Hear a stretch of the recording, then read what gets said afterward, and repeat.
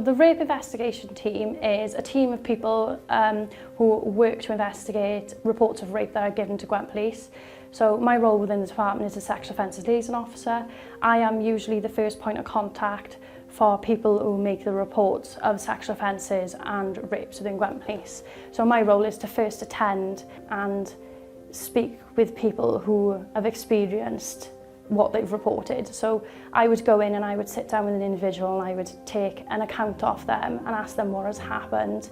Not only is my role just to take an account off them and gather evidence for the offence at that time, but my role is to be there for them because at that time it's probably going to be the worst day of their lives, making that report, and they're probably going to be in fear and they're probably going to be confused and feeling some sort of distress about what's happened. So my role is to sit and make sure that they feel like they're being listened to and they are believed and they don't have to be fearful. I am their designated friendly face just for the investigation, to support them through it if they've got any questions, and to complete all the actions from their side really. So I would complete their video interview and then I would support them through court and explain that process as well.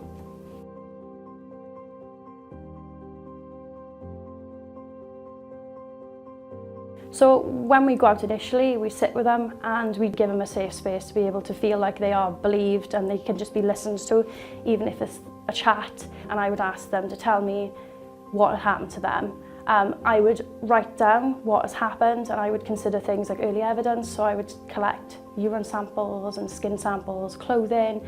We would consider then moving forward to do something called a medical, where we would ask if they would be willing to attend the hospital to do forensic swabs and have a health check, which would be at the SARC, which is the Sexual Assault Referral Centre.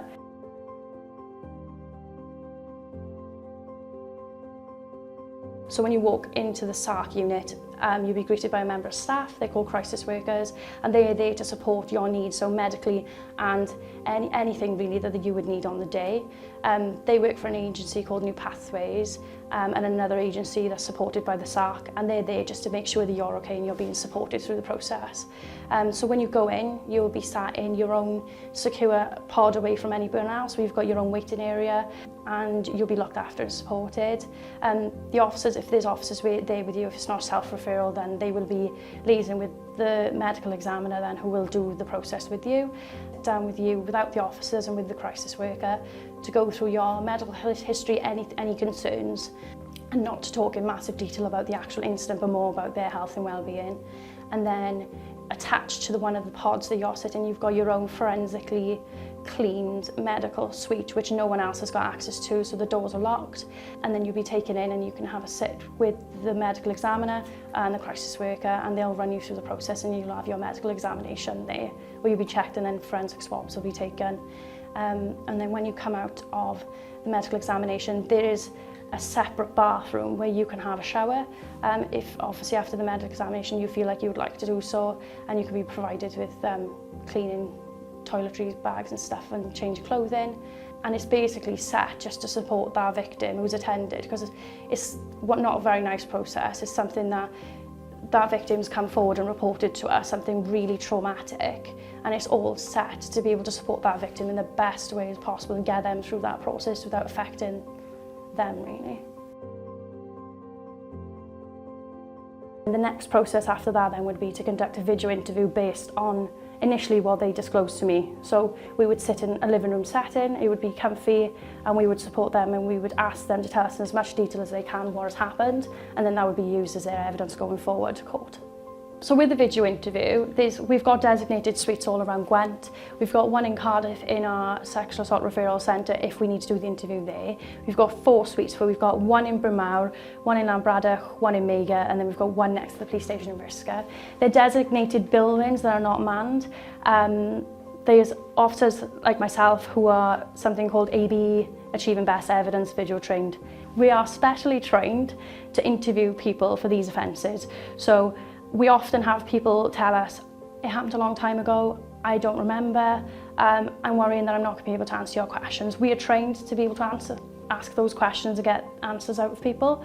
So we always tell people, if it's happened a long time ago, don't worry, it's fine, you can only remember what you can remember. We are trained to support them in giving their evidence. A little bit like me sitting here now and having a conversation. So we would take somebody to one of our AB suites, is what they're called, and if they want a crisis worker to sit in the interview, they can for support, and it's in a living room setting where there will be a camera on the ceiling. It doesn't move, it doesn't make any noise, and you will be interviewed by an officer which you feel more comfortable with. If I'm your point of contact, it might be me. If you choose me to do it, it could be somebody else. Another officer then, we call a second, will be sitting in a different room monitoring and taking notes. So I would be sat asking questions, but I wouldn't be making notes, I would just be talking to them. And we would ask in-depth questions about what's happened. So usually we would ask, can you tell me in as much detail what has happened to you and what you'd like to talk about? And we would need to ask some difficult questions about the offence, usually things surrounding body parts and consent, about that individual, and then obviously the offender. That's all video recorded, and then in the event that it does end up going to court, that will be played in a courtroom. So it will be viewed by every person in the courtroom, including the offender themselves, and then our survivor then would have to give evidence. So they can be supported in multiple ways. They don't have to go into the courtroom.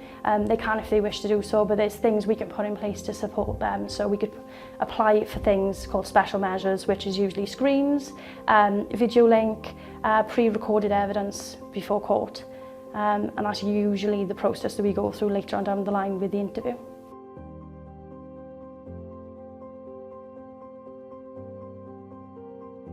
Most of our cases, they do come from like a domestic setting where things happen at home. A lot of our cases have come from being at home, partners, family within the domestic setting. So it is different to having in relation to when we deal with a stranger. So we would obviously consider every aspect of their life. So my role when I visit that person would be, what are your home circumstances, what are your safety circumstances? So my role within the police and obviously the team as well would be to make sure that that person is safe first and foremost before the report. So when the report is made, then we would consider things like women's aid to support, again, in terms of mental health and counselling, in terms of their well-being and how they feel about dealing with a traumatic event. We would refer them to new pathways with their consent if they wish to do so. We consider things like housing, and then obviously to deal with the offender, we would consider them bringing them into custody to be able to put restrictions on them in terms of contact. Every case by case is assessed, so every case is different, but there are different safeguarding things that we can put in place. And they've obviously still got that point of contact in terms of ISVAs, myself, and obviously the force directly as well for any concerns leading forward after the offence has been reported.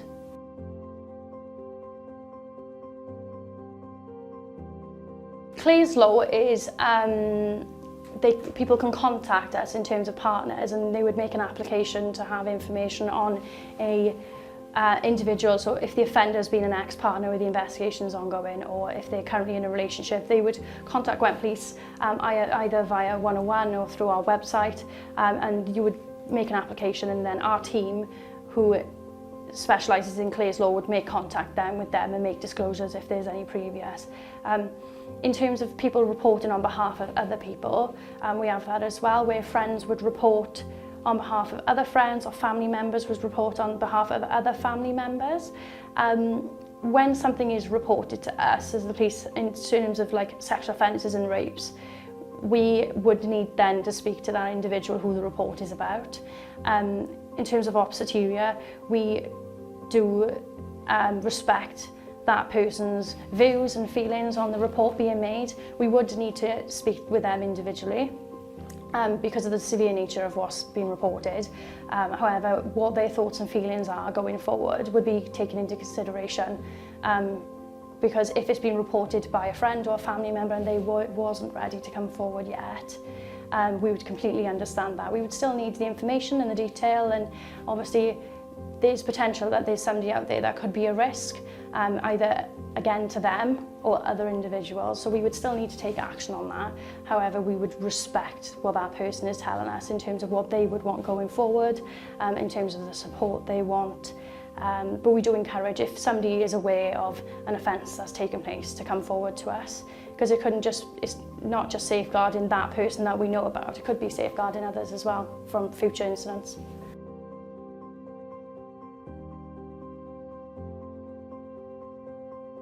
So we usually say within our department there's a forensic window, which is 7 days, It depends on the nature of the offence as well. So it depends on really body parts. So with vaginal, it would be 7 days forensic window. With anal, it would be 3.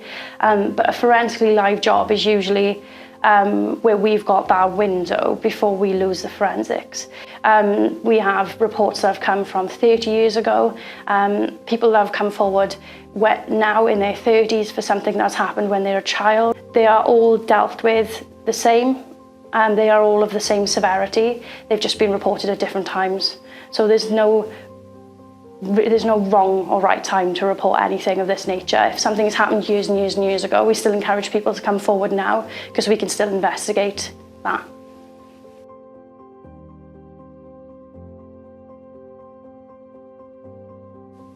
At the end of my shift, I feel like I've worked hard. Every day is different.